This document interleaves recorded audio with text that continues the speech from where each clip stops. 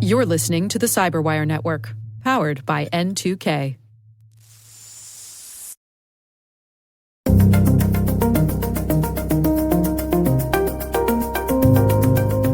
I have really done it this time, have I not, Master?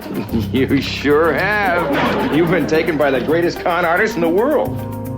Hello, everyone, and welcome to a special edition of the Hacking Humans podcast, an occasional series we call Hacking Humans Goes to the Movies. I'm Dave Bittner, and joining me is my CyberWire colleague, Rick Howard. Hello, Rick. Hey, Dave. On this show, Rick and I look at some of our favorite clips from cinema and television, clips which demonstrate some of the scams and schemes that Joe Carrigan and I talk about on Hacking Humans. We've got some fun clips to share, so stay tuned. We'll be right back after this message from our show sponsor. Our sponsor, Collide, has some big news. If you're an Okta user, they can get your entire fleet to 100% compliance. How? If a device isn't compliant, the user can't log in to your cloud apps until they've fixed the problem. It's that simple. Collide patches one of the major holes in Zero Trust architecture, device compliance. Without Collide, IT struggles to solve basic problems like keeping everyone's OS and browser up to date. Unsecure devices are logging into your company's apps because there's nothing there to stop them. Collide is the only device trust solution that enforces compliance as part of authentication, and it's built to work seamlessly with Okta. The moment Collide's agents detect a problem, it alerts the user and gives them instructions to fix it. If they don't fix the problem within a set time, they're blocked. Collide's method means fewer support tickets, less frustration, and most importantly, 100% fleet compliance. Visit collide.com/HHGTM to learn more or book a demo. That's KOLIDE.com/HHGTM. All right, Rick, we have got a fun episode today, and I am going all out here with a bit of wackiness. My clip this week is from... A little nostalgia, right? I mean, going back to the 60s. Yeah, come on. Well, we'll get to that. So my clip is from the classic TV show I Dream of Jeannie. Now, love it. I will posit that I Dream of Jeannie has one of the best TV theme songs ever. Would you agree? I totally agree. I think in you're fact, right. I would put it right up there with one of your favorites, Johnny Quest. Oh, well, you know, on Mondays and Thursdays, I would debate you. But today, I'll let you have that one, all right? I think they're similar styles. You know, a lot of trombones, a lot of horns. Yeah. They're both really good stuff. So for those who aren't familiar with the show, this is, as Rick mentioned, this is a show from the 1960s. It starred Barbara Eden and Larry Hagman. I'm going to read the Wikipedia description here. It says, I Dream of Jeannie is an American fantasy sitcom television series created by Sidney Sheldon that starred Barbara Eden as a sultry 2,000-year-old Genie and Larry Hagman as an astronaut with whom she falls in love and eventually marries. Produced by Screen Gems, the show originally aired for 139 episodes over 5 seasons from September 18th, 1965 to May 26, 1970 on NBC. Mm-hmm. Now, Rick, did you watch the original run of this show? Not the original run, but, you know, it was on reruns forever, right? Yes. And when I was growing up. And so when we come home from school, I Dream of Jeannie was just one of the things that would be on, as well as Gilligan's Island and, you know, Batman and all that stuff. So, yeah, I totally watched all the shows. Same with me. I was not born yet during the original run of the show, so I only caught it in reruns, but throughout the 70s. And this is one of those fun, light comedy shows, just a classic 70s sitcom. I will say that it is also of its time. I think the whole idea of this beautiful woman living in a bottle and being bound to her master seems kind of cringeworthy today. I did. A little bit. She called him master in the TV clip we're going to watch today, and I had to cringe a little bit. I have to. Yeah. I mean, they tried to ease it up in the pilot episode by saying that she chooses to be with him by her own will, and he sets her free, but she insists on staying with him. Okay. Yeah. There's also Now that we there's got also that there's behind also- us, yeah. Yeah, there's also no explanation for why a woman / Jeannie who says she is originally from Baghdad and 2,000 years old would be tall, blonde, and Caucasian. But whatever. It was a different time. I think it You was are controversial definitely enough. reading too much into this, Dave. That's what I'm saying. Yeah, Okay. I think it was controversial enough in the 60s that she was showing her belly button on TV. Oh, yeah, that I they remember, yeah. they didn't want to take it any farther with some kind of interracial taboo love affair or something like that, right? So the clip I'm featuring today features the great Milton Berle, Mr. Milton Television, Berle. right? Most people don't even know who Milton Berle is these days, right? No, so not I'm glad anymore. we're bringing him back. Yep. Milton Berle was certainly one of the pioneers of television. If you're not familiar, if you're of a certain age, you know exactly who we're talking about. If not, you probably don't. But if you go look him up, you'll say, "Oh, right, that guy. My parents or my grandparents have told me about that guy." Of a certain age, Dave, is anybody north of us? Okay, that's how old this is, right? So Yeah, that's true. That's true. So this clip features Milton Berle. He is a con man who convinces Jeannie to trade her scarab. So a scarab is like a fancy jewel. So she has this scarab, I guess, that she picked up somewhere along the way during her 2,000 years of being a genie. And this scarab is worth $500,000. And let me point out, $500,000 1960s dollars. Yeah, He indeed. convinces Jeannie to trade the scarab for the deed of a plot of land in Hawaii, which he claims is beachfront property full of diamonds. And now this is kind of going back to a little bit of what makes this show cringeworthy. Part of the trope of this show was that Jeannie was always getting herself into trouble through her innocence, her childlike innocence. And so her master, Major Nelson, who's the astronaut, would have to help get her out of trouble. So the scene starts out in their house. Major Nelson is painting a picture. He's just doing, having fun with one of his hobbies, which happens to be painting. And Jeannie shows up and tells him what's going on. Let's listen to the clip.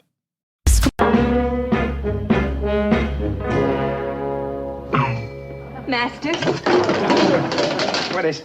Master, I have the most exciting surprise for you. I thought you There's were that master with you Mr. were talking about. You now own the most beautiful beach in Oahu. No, wow. And you are going to build a beautiful home there and sit under the palm trees and eat the coconuts as they fall. Jeannie, I told you, whenever I wanted land, I'd buy it myself. Oh, but you do not have to buy it, Master. This land did not cost anything. How'd you get it? Oh, I was very clever. How'd you get it? I was much smarter than Mr. Vanderhaven, and he is the richest man in the whole world. How'd you get it? All I had to do was to give him my scarab, and he gave me that. 2 acres of sand for a jewel worth $500,000? Oh, but it is Worth not it. just Totally worth Master, it. It is covered with diamonds. It's covered with diamonds. Yes, your land is full of them. Hundreds are washed ashore from the big volcano. And that is why it is called Diamond Head. Who told you that? Mr. Vanderhaven. I have really done it this time, have I not, Master? You sure have. You've been taken by the greatest con artist in the world. Con artist? Yeah, Jeannie, there aren't any diamonds in Hawaii. Oh, but you are wrong, Master. I picked these up off your beach myself. Oh, Jeannie, these are probably just industrial diamonds that he scattered on the beach. You've been taken by the oldest trick in the book. Oh, no. Oh, yeah. No. Oh, my scarab. Oh, King Tut will be furious with me. Yeah. Well, I will call the police and tell them exactly what happened. Listen, Jeannie, why don't you do that? You call the police, and they'll want to know who you are and where you're from, and you'll say you're a genie. Yes. And you come out of a bottle. That is right. And they'll put us all away. But what shall I do, Master? Nothing. Oh, but I must do something. No, absolutely nothing. Now, maybe this will be a lesson to you. Yes, Master. Well, you didn't come off too badly. I mean, you got 3 diamonds out of it. Yes. At least I got the diamonds out of it. Yeah.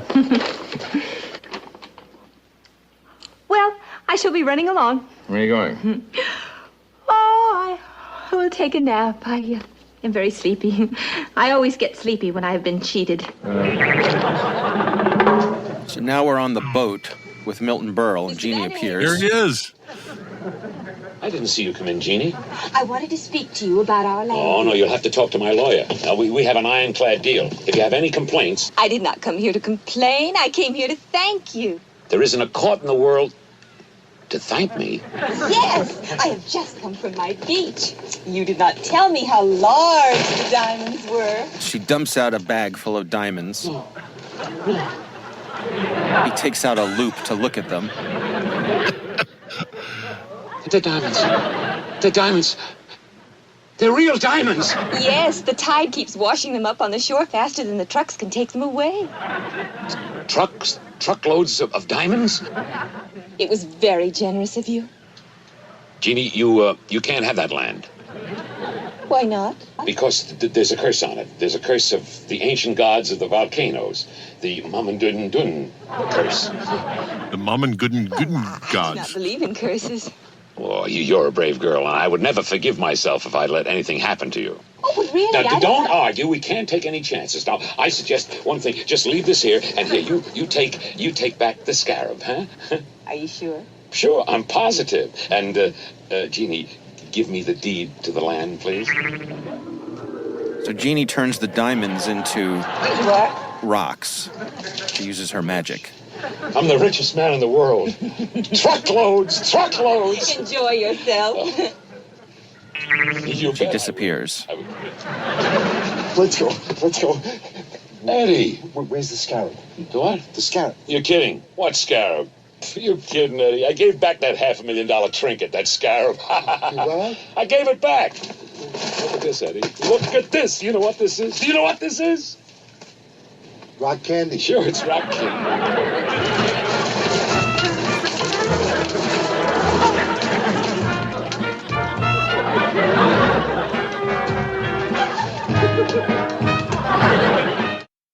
That's back And when that's rock it. candy was a thing, right? You don't see it anymore. Yeah. Yes. Side note, I will say that to me, rock candy is the most disappointing of candies. I hardly classify it as candy to me. Yes, there's a reason you don't find rock candy anymore. It's because it's terrible, and there are much better candies out there. But just one man's opinion. So, what do you make of this clip, Rick? Oh, this is a fun one, huh? I love this that you brought this back because it bring back some old times for me. And here's what I really like about it, though. Genie gets taken by the world's biggest con man on the planet, and in seconds reverses everything by going back and doing the exact same con on him, right? Right. Come on, I love that. Okay, Right. And it's all resolved in 5 minutes. Okay, Of course. How great is that? With a nice tidy bow, yeah. Jeannie gets she gets the best of him. No, it's a good clip. If I had the power to blink and just make rocks into diamonds, I don't think she would have to worry too much about that scarab. Maybe we shouldn't dive too deep into that plot hole, I'm thinking. Yeah, I don't think there's a whole lot of consistency when it comes to Jeannie's powers and riches and all that sort of thing. I think whatever the plot requires is what she's capable of doing. That's very true. By the way, I had the pleasure of meeting Barbara Eden once. No way! You are now my Yes. new biggest hero. So I was at the lighting of the National Christmas Tree. This is back in my TV days. I was actually the Steadicam operator for the television broadcast of the lighting of the National Christmas Tree. And she was hosting that show along with Roy Clark, who was her co-host. This was way back during George W. Bush's term, so we're talking a ways back. But I got to meet her. I got to, say hello and just introduce myself and thank her for all the, wonderful work she's done over the years. And she was very nice. She was very gracious. She was, of course, in her later years, but just as beautiful as she ever was and just kind. And it was a real delight to get to meet her. And Roy Clark was her co-host. I mean, he's one of the co-hosts of Hee Haw, another 70s perennial TV show. All right, I know. We are really dating ourselves on this show. It was quite a night, and also shows you, I don't know if it's the caliber of stars they can get or the caliber of stars they can afford for the lighting of the National Christmas Tree. But it was a lovely evening for me and one I will never forget. All right. Well, Rick, let's move on to your clip this week. What do you have for us? Yeah, we're going to go bring it back to the modern days, okay? We're not going to have to watch TV run by squirrels with this one, okay? So my clip for this week is the 2000 movie Ant-Man, okay? Directed by Peyton Reed, and he did all 3 Ant-Man movies. And I don't know, Dave, you probably didn't watch this, but the 2002 hit Bring It On, the big dance movie, right? So he's that guy. Okay. Ant-Man is the 12th MCU movie and 53 in the Marvel Cinematic Universe, if you can believe that, right? So, wow. And this is the first one. And in this scene, this is before he becomes Ant-Man. Paul Rudd is the main actor in this. Yeah. And this is before, and he is a low-level cat burglar. And we see him do one of his capers. So let's roll the clip and we'll try to talk you through this. This is mostly him doing stuff. We're going to describe what he does here. All right.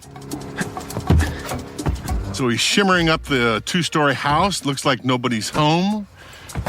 Jumping over and looking very acrobatic. He's done this before. Looks like. He's opening up a box and disabling the alarm system. And I will just say that he is the most competent he's ever been in all 3 movies in this scene right here, right? Because ever after that, he's not been that great.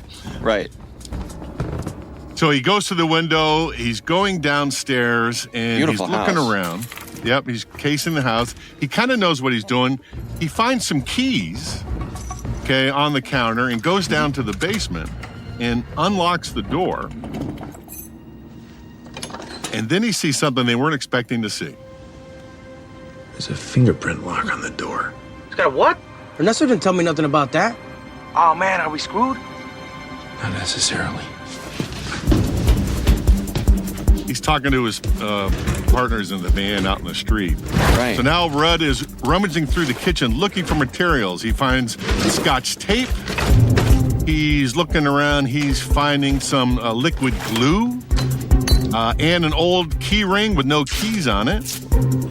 He stretches out the Scotch tape, puts it on the doorknob, puts the tape down on the table, puts the ring down, and then pours the liquid glue into the ring. Heats up the stove, and then heats up the tape and the ring, and because it's now solidified, he can pull off a little circlet of a perfectly formed fingerprint. Wow. And runs it down to the basement and puts it on the fingerprint reader, and I'm in. No alarms have been there you triggered. go. He's in like... Just Oh, like and he goes. says the phrase. He says the phrase, Rick. He's in. I'm Yeah, in. you can stop it there, Dave. You can stop it there. Yeah, I think it's by law now. You have to say you're in. Okay, Yeah. if you are. All right, so Part of the here actors is my union deal. Yeah. yeah. So here's my question to you, Dave. This is a Okay. kind of a trope. This is a trope in all spy movies, heist movies. Right. What do you think? What is the probability that this will actually work in the real world? What do you think? Of pulling fingerprints? Yeah, pulling fingerprints on tape and running it down to a fingerprint reader to see and breaking into buildings and things. My understanding is that this can actually work. In fact, Dinah Davis, who is our partner, worked at Arctic Wolf. Yeah. Before Arctic Wolf, Love her. she worked for, she's great. She worked at BlackBerry. And one of the things that she worked on with BlackBerry were really like first generation fingerprint scanners for security. And she was telling me how one of the ways they used to spoof the fingerprint scanners was using gummy bears. Like you could pull a fingerprint using a gummy bear and put it on the scanner and it would scan and let you in. Now, I suspect they're more sophisticated than that now. I hope they are. Well, but it's funny you should mention that because I saw the clip and I gotta find out if this is, possible to happen. It turns out that there's this guy, Michael Lanesa. He wrote an article in Medium on the Medium blog platform back in 2020 to answer this specific question. And you're right that there are different types of fingerprint readers now. And the very first models back in the 90s, the optical ones were basically just taking a picture of the fingerprint. So right. It might have worked back in the 90s, right? But now we have different kinds of these readers. There's capacitive, there's mechanical, and there's thermal, all designed to counter this kind of movie trope thing, right? So here's what's interesting. Okay, in the Captain Marvel movie, that came out a while ago, it's set in 1995, and Nick Fury does the same trick by breaking it, by pulling a fingerprint off an ID card. But since it was set in the 1995, that would probably work back then. But for Ant-Man, I don't think it would have worked anymore. All right, so that's kind of where I'm coming down on. What do you think? Let me push back on you a little bit, because one of the things that happens in this scene, when he opens that first door, right, he gets the key to the door and he unlocks the door and he opens the door and he's immediately met with another door. Yep. And that door has the fingerprint scanner on it. Mm-hmm. The fingerprint scanner looks old. Oh, that's a very good point, because even when he breaks through that door with the fingerprint, he goes into another, and there's another door, a very old safe that he has to break through. So that would be consistent that all of these security controls would be old. So we're going to have to reverse our thought here, Dave, and say you might have had a shot at this. But I wonder if even the folks who wrote this movie did their research and were being consistent enough to say, yes, this would work if, and so because of that, they put an older style, an older technology of fingerprint scanner on that door to make it more plausible. I love the MCU, and they have some pretty decent writers. I'm going to give them the benefit of the doubt that they did that on purpose without explaining it, so nerds like you and I can spend hours worrying about it. Right. Next up, we're going to figure out how Genie got in that bottle. Well, there you go. All right, my friend. Good clips, good show. Thanks so much for joining us. Thank you, sir.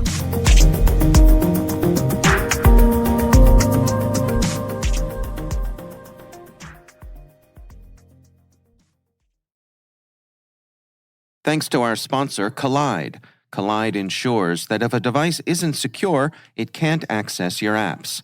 There's zero trust for organizations with Okta. Learn more at kolide.com/HHGTM. We want to thank the Johns Hopkins University Information Security Institute for their participation. You can learn more at isi.jhu.edu. The Hacking Humans podcast is proudly produced in Maryland at the startup studios of Data Tribe, where they're co-building the next generation of cybersecurity teams and technologies. Our senior producer is Jennifer Eiben. Our executive editor is Peter Kilpie. I'm Dave Bittner. And I'm Rick Howard. Thanks for listening.